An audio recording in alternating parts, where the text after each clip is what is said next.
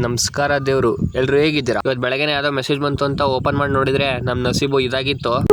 ನನಗಂತೂ ಈ ಜೀವನವೇ ಬೇಸರವಾಗಿ ಹೋಗ್ಬಿಟ್ಟಿದೆ. ಆಮೇಲೆ ತಿಂಡಿ ಹಾಕೊಟ್ರು, ತಿಂಡಿ ತಿಂದೆ. ಆಮೇಲೆ ಬೈಕ್ ತಗೊಂಡು ಸ್ಕೂಲಿಗೆ ಹೊರಟೆ. ಅಂದ್ರೆ ನಮ್ಮ ಹಳೆ ಸ್ಕೂಲಿಗೆ. ಯಾಕಂತ ಹೇಳಿದ್ರೆ ನಮ್ ಪತ್ಲು ಊರಿಗೆ ಹೊರಟಿದ್ದ, ಅದಕ್ಕೆ ಅವನ್ನ ಕರ್ಕೊಂಡು ಬಸ್ ಸ್ಟಾಂಡ್ ಕಡೆ ಹೊರಟೆ. ಬಸ್ ಸ್ಟಾಂಡ್ ಹೋಗ್ಬಿಟ್ಟು ನನ್ನ ಮನೆ ಕಡೆ ಬಂದೆ. ಮಾಮೂಲಿ ಇದ್ದೇ ಇದೆ ನಮ್ ಡ್ಯೂಟಿ. ಟ್ಯಾಕ್ಟ್ರಿ ತಗೊಂಡು ಹುಲ್ ಕೊಯ್ಯೋಣ ಅಂತ ಹೊರಟೆ.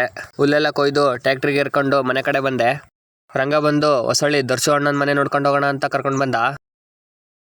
ಮನೆನೆಲ್ಲ ಫುಲ್ ನೋಡಿ ಮನೆ ಹೊರಗೆ ಬಂದ್ವಿ. ಪಾಪ ನಮ್ ದರ್ಶನ ಅಣ್ಣ ಮಕನೇ ತೋರಿಸಿಲ್ಲ ವ್ಲಾಗ್ ಮಾಡ್ತಾ ಇದೀನಿ ಅಂತ. ಮನೆಗ್ ಬಂದು ಟ್ಯಾಕ್ಟ್ರಿ ತಗೊಂಡು ಹುಲ್ಲು ಏರ್ಕೊಂಡ್ ಬರೋಣ ಅಂತ ಹೊರಟೆ. ನಮಗ್ ಬೆಳಗ್ಗೆನೆ ಹುಲ್ಲು ಕೊಯ್ಕೊಂಡ್ ಬಂದಿದ್ದೆ. ನಮ್ಮ ಅದನ್ನೊಂದು ಟ್ಯಾಕ್ಟ್ರಿ ಇರ್ಲಿಲ್ಲಂತೆ, ಅದಕ್ಕೆ ಹುಲ್ ತಗೊಂಡು ಮನೆ ಕಡೆ ಬಂದ್ವಿ. ಈ ಮಂಗನ್ ಕಾಲದಾಗೆ ಅಂಚೆಲ್ಲ ಹೊಡ್ಕೊಂಡು ಹೋಗ್ಬಿಟ್ಟವೆ.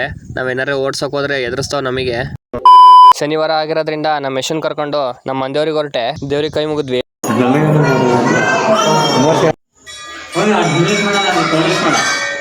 ಇದು ಒಂದು ಪ್ರಸಿದ್ಧ ದೇವಾಲಯ ಅಂತ ಕೂಡ ಹೇಳ್ಬೋದು ಗುರು. ಅಷ್ಟು ಜನ ಬರ್ತಾರೆ ಈ ದೇವಾಲಯಕ್ಕೆ. ಸುತ್ತಮುತ್ತ ಹಳ್ಳಿಯಿಂದ ದಿನ ಬರ್ತಾರೆ ಗುರು ಈ ದೇವಸ್ಥಾನಕ್ಕೆ. ನಾವು ಶನಿವಾರ ಮಾತ್ರ ಹೋಗ್ತೀವಿ, ಯಾಕಂತ ಹೇಳಿದ್ರೆ ಅದು ನಮ್ ವಾರ ಅಂತ. ದುಪ್ಪುಡ್ ಸೇವೆ ಮತ್ತೆ ದೀಪಾಲಂಕಾರ ಎರಡು ಕೂಡ ಮಾಡಿದ್ರು, ಅದನ್ನ ನೋಡಿದ್ವಿ.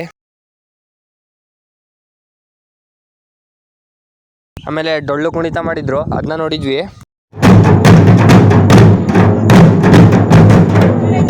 ಪಟಾಕಿ ಎಲ್ಲ ಹೊಡೆದ್ರು, ಅದನ್ನ ನೋಡ್ಕೊಂಡು ಊರ್ ಕಡೆ ಬಂದ್ವಿ. ಇದಾಗಿತ್ತು ಇವತ್ತಿನ ದಿನಚರಿ.